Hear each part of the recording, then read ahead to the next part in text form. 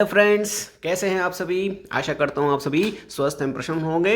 आज हम class 12 class के second chapter political and economic history how inscription tells story के बारे में पढ़ेंगे। ये चैप्टर जो है सीबीएसई की पिछले ईयर की हिस्ट्री में किंग्स, फार्मर्स एंड टाउन्स के नाम से था। उसी चैप्टर को अब नए सिलेबस में पॉलिटिकल एंड इकोनॉमिक हिस्ट्री के नाम से इंट्रोड्यूस किया गया है।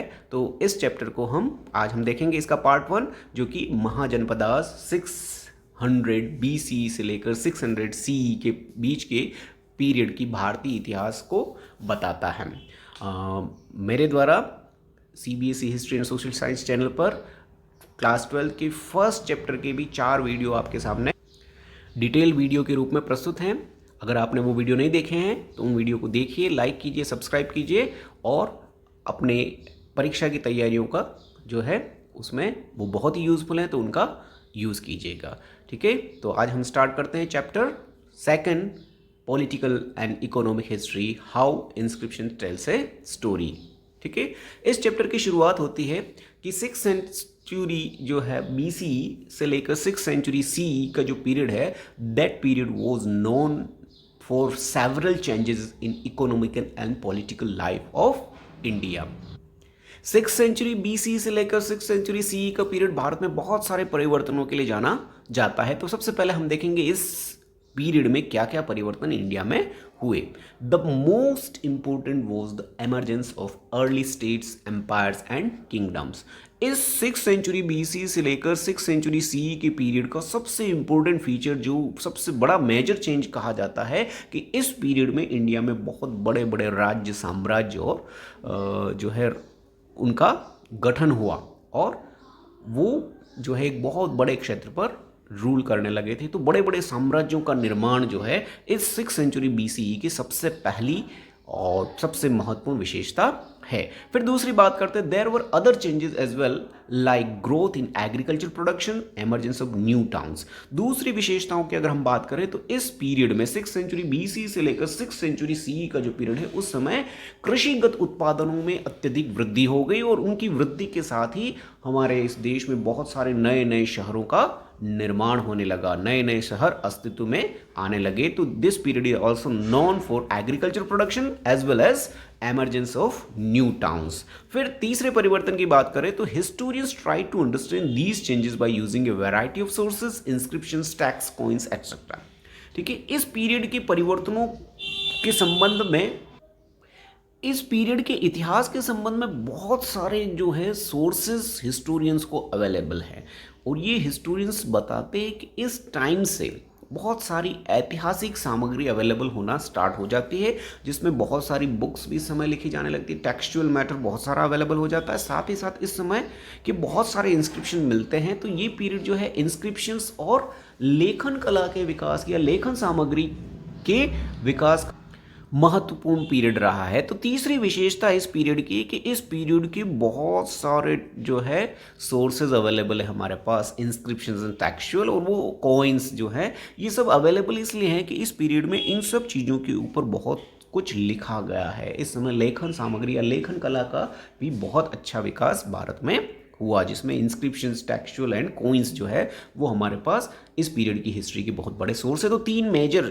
चेंजेस जो इस पीरियड के हैं वो है, सबसे पहला बड़े बड़े राज्यों और साम्राज्यों का निर्माण, दूसरा जो है इसमें कृषिगत उत्पादनों का बढ़ना और उसके साथ ही साथ उसकी वजह से नए नए शहरों का निर्माण होना, और तीसरा जो है इस पीरियड की बहुत सारी जो है ऐतिहासिक सामग्री उपलब्ध है, क्योंकि इस पीरियड में बहुत सारे ऐतिहासिक चीज़ों को लिखने का काम भी शुरू हुआ था। तो ये 3 मेजर चेंजेस इस पीरियड के हम जो है 6 सेंचुरी बीसी से 6 सेंचुरी सी के बीच के मानते हैं इतिहासकार। अब बात करते इस पीरियड से पहले का पीरियड। इस पीरियड से पहले का पीरियड का मतलब फर्स्ट चैप्टर में जो ब्रिक्स, बीट्स एंड बोन्स या the story of first cities of India, जो हड़प्पन आर्कियोलॉजी या हड़प्पन सिविलाइजेशन के बारे में पढ़ा, वो उसका टाइम पीरियड 2600 बीसी से लेकर 1900 बीसी का था। और इसके बाद सीधा अब हम आ गए 600 बीसी से लेकर 600 सी के पीरियड। तो इसके बीच के ये जो 1415 ईयर के पीरियड है, उस समय देश में क्या चेंजेस आए, जिस पार्ट को स्किप कर दिया गया है, इस पार्ट में को हमारे सिलेबस में नहीं रखा गया है, तो उस पीरियड में क्या चेंज आया उसको बैकग्राउंड हमें देखना बहुत ज़रूरी है। तो some developments of the 15 years following the end of Harappan civilization, Harappan civilization के बाद के 1500 सालों में देश में क्या चेंजेस आए वो हम पहले देखते हैं, और उसके बाद हम 6th सेंचुरी BCE का जो है वो इतिहास देखेंगे। तो सबसे पहले इस 1500 के पीरियड में हमारे लिए एक सबसे बड़ा मेजर जो है सोर्स अवेलेबल है, that is Rigveda was composed along the Indus and its tributaries. इसी पीरियड में, इसी 1500 का जो गैपिंग पीरियड है, उस पीरियड में भारत में ऋग्वेदा जो वर्ल्ड का अर्लीस्ट टेक्स्ट माना जाता है, it was composed along the river Indus, Sindhu नदी और उसके आसपास के क्षेत्रों में ये ऋग्वेद जो है कंपोज किया गया। इसी समय फिर से हड़प्पन आर्कियोलॉजी, जो हड़प्पन जो सिविलाइजेशन थी वो अर्बन सिविलाइजेशन थी, शहरी सभ्यता थी, लेकिन इस पीरियड में भारत में ग्रामीण और कृषि सभ्यता का विकास हुआ। Agriculture and rural settlements emerged in many parts of the sub continent. तो इस पीरियड में भारत में ग्रामीण सभ्यता संस्कृति फूली थी इन 1500s के पीरियड में, और उन्हीं की पीरियड में ऋग्वेदा कंपोज किया गया था। फिर emergence of new mode of disposal of the dead like megaliths in central and south India. इसी पीरियड में लोगों को जो जमीन में मरने के बाद गाड़ा जाता था, उस गाड़ने के बरियल की जो है, कब्र की जो व्यवस्था है, उसमें थोड़ा सा परिवर्तन देखने को मिलता है कि इस पीरियड में मरने वाले उस इंसान की कब्र के साथ साथ कुछ विशेष प्रकार के पत्थर जो है उनकी कब्रों में मिले हैं, जो बहुत बड़े बड़े आकार के थे, और ऐसे बड़े पत्थरों को महापाषाण या मेगालिथ्स जो है वो कहा जाता है। तो इस समय ये मेगालिथ्स की परंपरा, महापाषाण की परंपरा मध्य और दक्षिणी भारत में प्रारंभ हो चुकी थी। तो दूसरा जो है इस 1500 ईयर्स का पीरियड का जो बड़ा परिवर्तन कह सकते हैं, महापाषाणों की परंपरा या मेगालिथ्स की परंपरा दक्षिण और मध्य भारत में प्रारंभ होना। और इस समय का तीसरा बड़ा परिवर्तन इन 1500 वर्षों का है कि उन ग्रामीण सभ्यता से धीरे धीरे ये जो ग्रामीण सभ्यता है शहरी सभ्यता की ओर उन्मुख होने लगी, और इस समय नए नए शहर और नए नए साम्राज्य जो है अस्तित्व में धीरे धीरे करके आने लगे। पहले जो ग्राम थे वो फिर जनपदाज में चेंज हुए, और जनपदाज धीरे धीरे इस पीरियड के जस्ट बाद में, जब 600 BCE का पीरियड आता है, तब से वो महाजनपदाज में परिवर्तित होने लगे थे। तो ये जो तीन बड़े चेंजेस इस 1500 ईयर्स की हिस्ट्री में आते हैं। फिर सबसे इंपॉर्टेंट चीज, इस पीरियड के इतिहास को जानने समझने के लिए सबसे पहले सोर्स क्या है। 600 BCE से लेकर 600 CE का पीरियड है, उस पीरियड के इतिहास की जानकारी हमें किससे मिलती है? तो उसका एक मेजर सोर्स जो है हमारे पास इंस्क्रिप्शंस हैं, और ये इंस्क्रिप्शंस जो हैं वो न तो संस्कृत में लिखे गए हैं और न ही देवनागरी लिपि के हैं। कि ये जो है ब्राह्मी और खरोष्टी स्क्रिप्ट में लिखे गए। ये बहुत बड़ा जो चीज़ है आपको याद रखना है। The major history of this period is known from the inscriptions that were written in Brahmi and Kharoshti script. तो ब्राह्मी और खरोष्टी स्क्रिप्ट जो है वो आज के मॉडर्न इंडिया में बोली पढ़ी समझी नहीं जाती है। तो उस स्क्रिप्ट को किसने पढ़ा? सबसे पहले उस स्क्रिप्ट को डिसाइफर किसने किया? तो वो डिसाइफर करने वाले जो विद्वान हैं उनका नाम है जेम्स प्रिंसेप। ठीक है, तो James Prinsep was an officer in the mint of East India Company. James Prinsep East India Company के जो है कोइंस डिपार्टमेंट में एक ऑफिसर के रूप में थे, ईस्ट इंडिया कंपनी के ऑफिसर थे, और उन्होंने ही deciphered Brahmi and Kharoshthi scripts and helped us to know about this period in 1830s।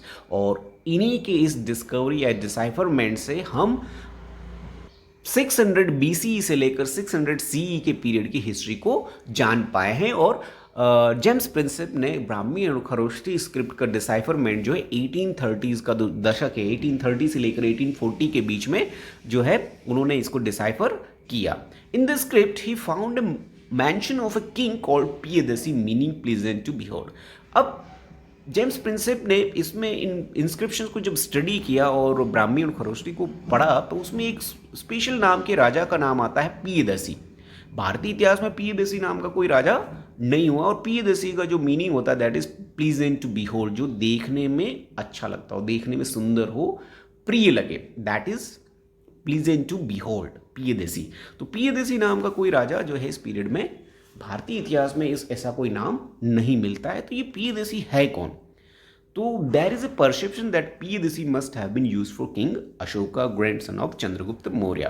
तो जेम्स प्रिंसेप ने अपने जो विभिन्न लेखों और जो है अपनी डिस्कवरी या अपने जो इतिहास के ज्ञान के द्वारा ये परसेप्शन बनाया है कि शायद ये जो पियदसी नाम का जो शासक है वो मौर्य वंश का राजा अशोक है, किंग अशोक है, क्योंकि उस अशोका नाम के राजा के बहुत सारे इंस्क्रिप्शन इस दौरान लिखे गए थे और वो मिले थे, लेकिन उनमें से जो पियदसी नाम है वो नाम भी शायद उसी के लिए यूज़ हुआ होगा। तो दिस वॉज द प्रिसेप्शन। तो आप लोगों को सिर्फ इतना सा याद रखना है कि पियदसी मीन्स किंग अशोका। पियदसी जो को है वो कौन था?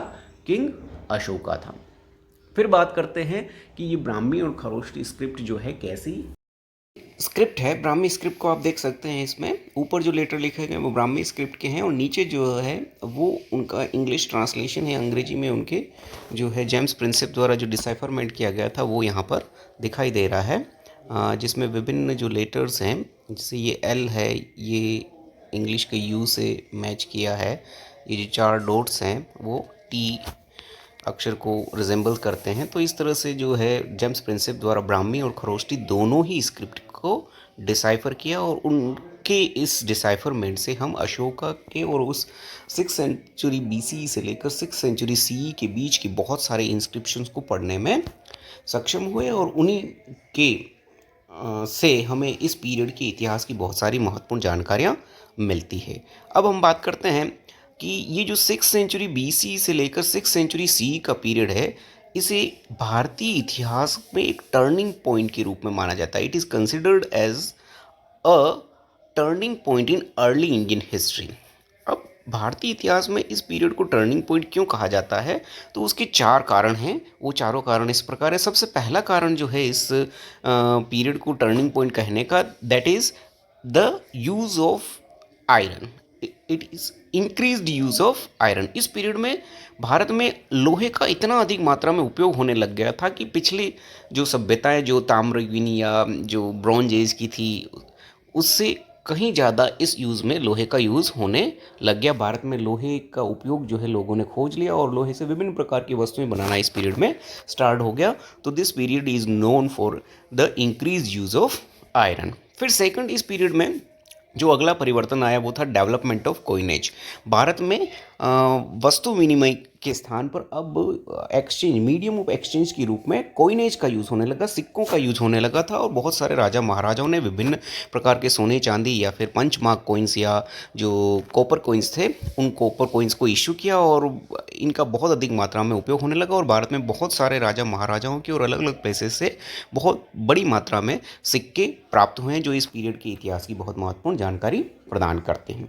फिर तीसरी चीज़ है, इस पीरियड में ही भारत में early states and cities develop हुए थे। Emergence of early states and cities. Bharat में इस पीरियड में बहुत सारे बड़े बड़े राज्य, साम्राज्य और शहरों की स्थापना हुई थी। और चौथा और बहुत महत्वपूर्ण कारण है इस पीरियड का, that is the rise of new religions like Jainism and Buddhism. Bharat में इस पीरियड में 2 नए धर्म जो है जैनिज्म और बुद्धिज्म अस्तित्व में आए और ये दोनों ही धर्म जो है कुछ ही समय में बहुत पॉपुलर भी हुए। बुद्धिज्म तो भारत से बाहर दुनिया के बहुत सारे देशों का एक महत्वपूर्ण धर्म आज भी है और जैनिज्म जो है उसका भारत और भारतीय सभ्यता संस्कृति में बहुत गहरा प्रभाव देखने को मिलता है। तो ये दोनों जो धर्म हैं वो भी इसी पीरियड में अस्तित्व में आए थे। तो इन 4 कारणों से, increase use of iron, development of coinage, emergence of early states and cities, and due to the rise of new religion Jainism and Buddhism, this period of 6th century BC was considered as a turning point in early Indian history। ठीक है, यहाँ जो ये picture है इसमें इस एक तरफ जो है वो गौतम बुद्धा हैं और दूसरी तरफ महावीर स्वामी है, जैन धर्म के 24वें तीर्थंकर। और ये दोनों ही महापुरुषों का इस समय अस्तित्व में आना जो है भारतीय इतिहास के लिए एक बहुत बड़ा परिवर्तन माना जाता है। अब हम बात करते हैं इस पीरियड में जो राज्य और साम्राज्य बने थे उन सारे राज्य और साम्राज्यों को महाजनपदास के नाम से जाना जाता है। महाजनपदास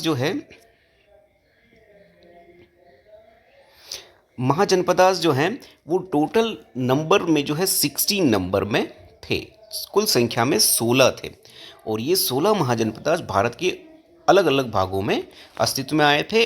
मैप में जैसा कि हम देख सकते हैं कि लगभग पूरा उत्तरी भारत और पश्चिम में भी और जो महाराष्ट्र तक है ये सारे महाजनपदास फैले हुए थे। अब हम इनको एक एक करके देखते हैं, क्योंकि मैप क्वेश्चन में जनरली महाजनपदास के बारे में भी पूछा जाता है कि कौन सा महाजनपदास था और वो भारत के किस भाग में स्थित था। तो सबसे पहले जो है सबसे उत्तर पश्चिम में भारत में दो महाजनपदास थे जिनको हम मैप लोकेशन के बेस पर देख सकते हैं। ये दोनों ही अफगानिस्तान पाकिस्तान वाले क्षेत्र में स्थित थे और इनके नाम कंबोज और गांधार हैं। तो वर्तमान भारत के मानचित्र के अनुसार ये दोनों ही ऐसे महाजनपदास थे जो अभी की वर्तमान भारतीय सीमा के बाहर अफगानिस्तान और पाकिस्तान क्षेत्र में स्थित थे और इनके नाम है कंबोज और गांधार। कंबोज जो है पूरी तरह से लगभग अफगानिस्तान में स्थित था, जबकि गांधार का जो क्षेत्र है वो पाकिस्तान अफगानिस्तान दोनों ही सीमा क्षेत्रों में आता है। और महाभारत में जो गांधारी नाम की महारानी है धृतराष्ट्र की, वो इसी राज्य से संबंधित थी, इसलिए उनका नाम गांधारी था। और जो मामा शकुनी हैं वो गांधार राज्य के ही राजा थे। फिर अगला महत्वपूर्ण और सबसे महत्वपूर्ण जो महाजनपदास में से महाभारत काल का जो राज्य था वो था कुरु राज्य। और कुरु जो हम इस मैप में देख सकते हैं लोकेशन के हिसाब से, हरियाणा दिल्ली के आसपास का जो क्षेत्र था उसे कुरु राज्य कहा जाता था, कुरु महाजनपदास। फिर पंचाल महाजनपदास जो है उत्तरांचल और उत्तरी पश्चिमी यूपी का क्षेत्र आता है पंचाल का। फिर उसके बाद सूरसेना या जो ये बहुत महत्वपूर्ण महाजनपदास था, जो कोरवा महाराजा कंस जो है कृष्ण के मामा उनका राज्य था, मथुरा इसकी राजधानी थी। और ये पश्चिमी उत्तर प्रदेश और राजस्थान की सीमा के आसपास सीमावर्ती राज्यों से बना हुआ जो है जनपदा था। फिर मत्स्य जनपदास की बात करते तो मत्स्य राज्य जो है विराट का राज्य, जो कि राजस्थान की जयपुर भरतपुर जो है उन क्षेत्रों के कवर करता है। विराट नगर जो है इसकी राजधानी थी। फिर कोसला जो महाजनपदास है वो भगवान राम और अयोध्या से संबंधित कौशल जनपद कहा जाता है इसको, और ये जो है मध्यवर्ती उत्तर प्रदेश के क्षेत्र में स्थित था। फिर मल्ल राज्य जो है पश्चिमी उत्तर प्रदेश में गोरखपुर और उसके आसपास का जो है राज्य है। दक्षिणी उत्तर प्रदेश में काशी या काशी वाराणसी जो है वो महाजनपदा स्थित था। फिर बिहार और नेपाल के सीमावर्ती क्षेत्रों में जो है वज्जी राज्य था। वज्जी जो कि एक गण राज्य था, संघीय शासन व्यवस्था थी जहां ग्रुप ऑफ रूलर्स मिलकर रूल करते थे, तो वज्जी एक गणराज्य था। फिर अंग राज्य जो है वर्तमान बंगाल के आसपास का क्षेत्र था, जो कि महाभारत काल में कर्ण जो था, कर्ण को अंगराज कहा जाता है, तो वो अंग जो है यही बंगाल के आसपास का क्षेत्र था। फिर बात करते हैं सबसे महत्वपूर्ण और सबसे शक्तिशाली अगर जनपद महाजनपद की, तो वो तो मगध था। और मगध जो है पाटलिपुत्र और झारखंड और जो उसके सीमावर्ती आसपास के क्षेत्र हैं उस क्षेत्र से संबंधित महाजनपद था। फिर वत्स जो है वो दक्षिणी उत्तर प्रदेश और मध्य प्रदेश के सीमावर्ती क्षेत्रों से मिलकर वत्स राज्य बना था। और वत्स के ही बिल्कुल पास में मध्य प्रदेश में चैत्य जो है वो चैत्य जो है वो महाजनपद स्थित था। मध्य प्रदेश में एक और महाजनपद था जो पश्चिमी मध्य प्रदेश राजस्थान दक्षिणी राजस्थान के क्षेत्र में स्थित था, उसका नाम अवंती था। और अवंती की राजधानी जो थी उज्जैनी जो है वो इस क्षेत्र में थी। और इन सभी महाजनपदाओं में से सबसे दक्षिण में जो महाजनपद स्थित था वो था अस्सक। अस्सक जो है वो महाराष्ट्र वर्तमान महाराष्ट्र राज्य में स्थित है और इसकी राजधानी नासिक या उसके आसपास के क्षेत्र में थी।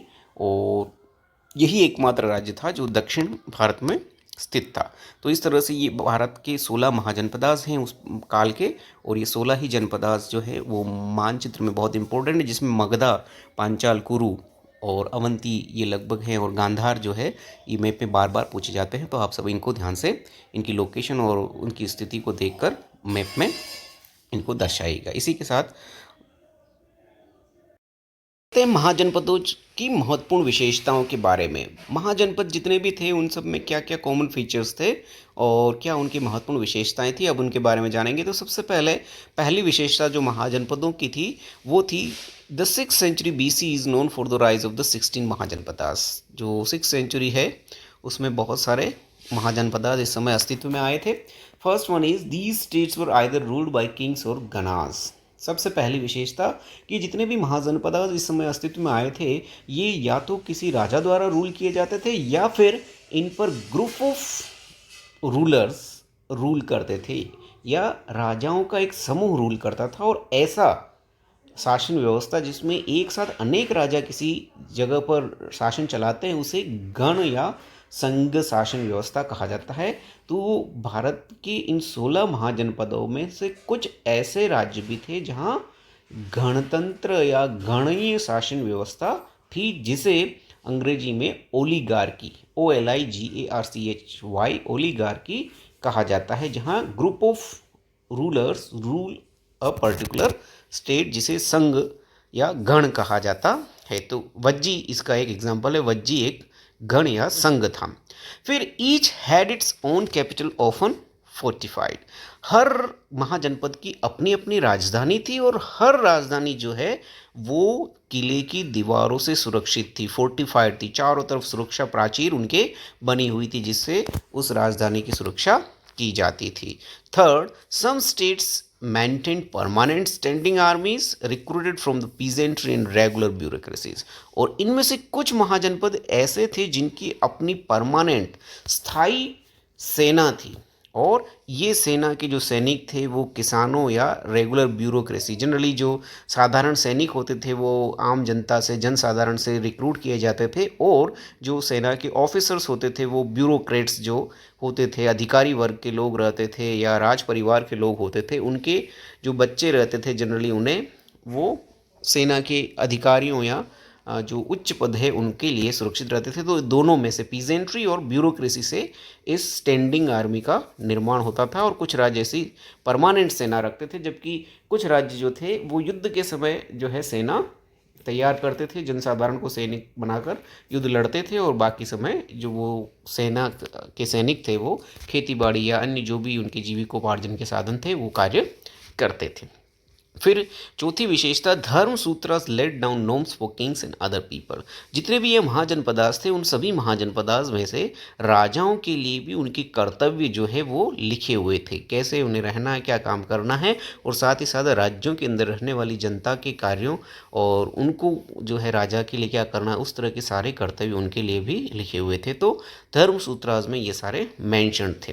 और पांचवा जो है, functions of the rulers was to collect taxes and tribute from the people. और राजाओं के कर्तव्य में जो प्रमुख कर्तव्य राजा का था वो जनता से टैक्स कलेक्ट करना और ट्रिब्यूट या उपहार कलेक्ट करना रहता था, बदले में उन्हें प्रोटेक्शन देना राजा की कर्तव्यों में से था, और उस प्रोटेक्शन के बदले वो उनसे टैक्स ले सकता था और ट्रिब्यूट जो है या उपहार भेंट लेता था। तो ये महाजनपदों की कुछ कॉमन विशेषताएं हैं। इसके बाद बात करते हैं भारत की सबसे महत्वपूर्ण महाजनपदा के बारे में, और वो महाजनपदा था Magadha. Magadha was the most powerful Mahajanapada. अब मगधा की लोकेशन की बात करते हैं, मगध था कहाँ, तो मगध आधुनिक बिहार, झारखंड, ये मध्य प्रदेश और पश्चिम बंगाल के उस क्षेत्र को मिलाकर, उत्तर प्रदेश का कुछ भाग आता है, उड़ीसा का कुछ भाग इसमें रहा होगा, तो इस सारे क्षेत्र को, छोटा नागपुर का जो पठार जिसको हम कह सकते हैं, छोटा नागपुर प्लेटू के आसपास का ये पूरा प्रदेश जो है वो मगध महाजनपद के नाम से जाना जाता था, और ये उस समय का सबसे जो है बड़ा और सबसे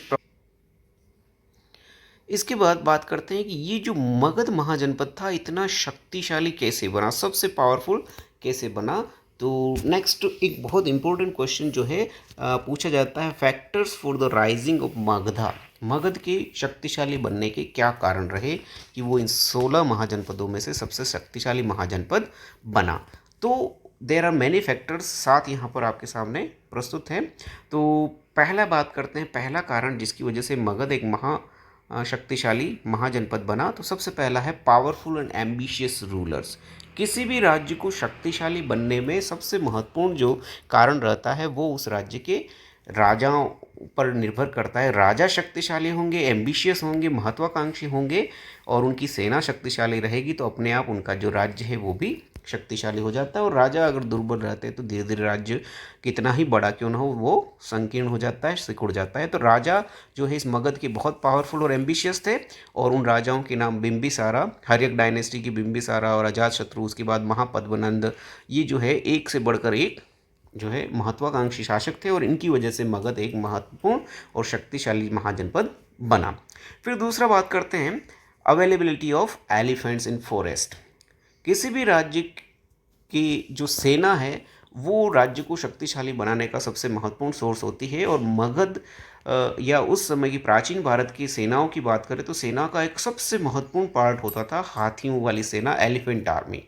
और मगध इस मामले में बहुत ही ज़्यादा रिसोर्सफुल था, क्योंकि मगध के आसपास का जो पूरा जंगल का क्षेत्र था वो बहुत अधिक मात्रा में हाथी पाए जाते थे।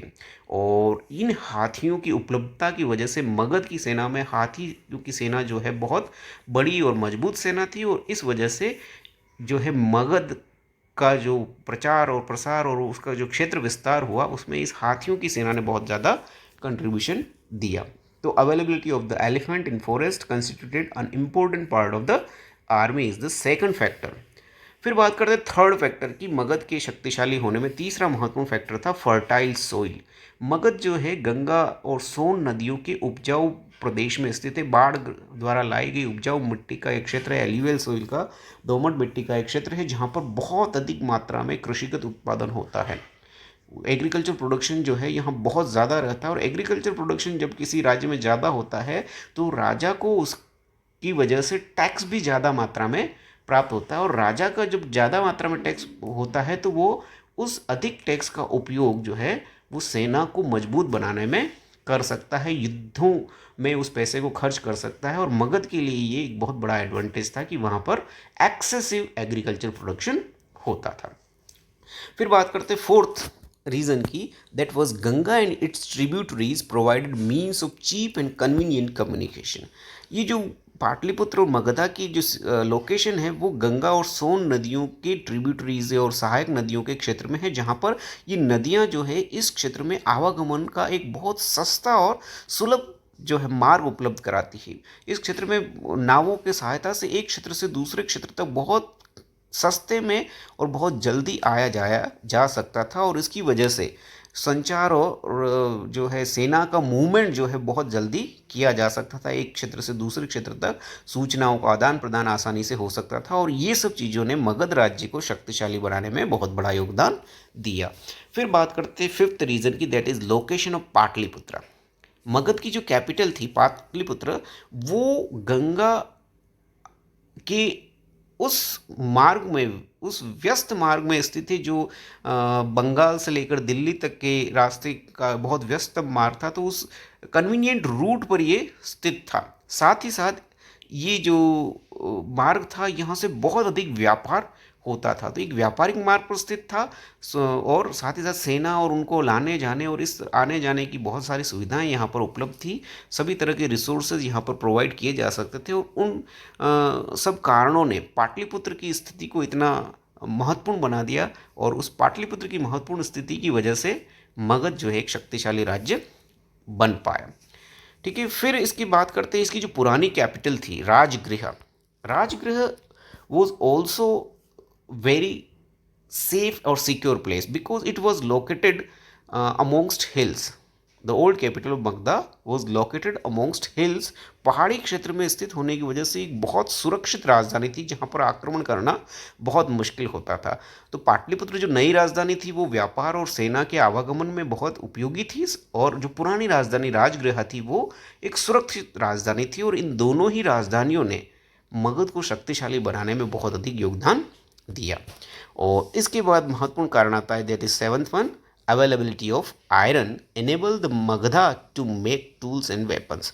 मगध को एक और चीज़ जिसने शक्तिशाली बनने में योगदान दिया वो था इस क्षेत्र में लोहे की उपलब्धता ने। मगध के आसपास के क्षेत्र में बहुत अधिक मात्रा में लोहे का उत्खनन का कार्य किया जाता था। और यहाँ के जो आदिवासी थे लोहे की खानों में लोह खनिज की उपलब्धता के साथ साथ लोहे से अच्छे हथियार औजार बनाना जानते थे। और अच्छे हथियारों और औजारों की वजह से मगध की सेना जो है बहुत शक्तिशाली बन पाई। और उस शक्तिशाली सेना के दम पर मगध जो है एक शक्तिशाली राज्य के रूप में स्थापित हो पाया। तो these are the 7 factors that were responsible for the rise of Magadha. बहुत सिंपल से, ambitious and powerful rulers, availability of elephants, fertile soil, Ganga and tributary provide cheap means of communication, location of Patliputra and Rajgraha, and last one is the availability of iron. तो these are the important factors. ठीक है, बहुत अच्छा प्रश्न है, इसको आपको इसको याद करना पड़ेगा। और इसी के साथ आज के इस वीडियो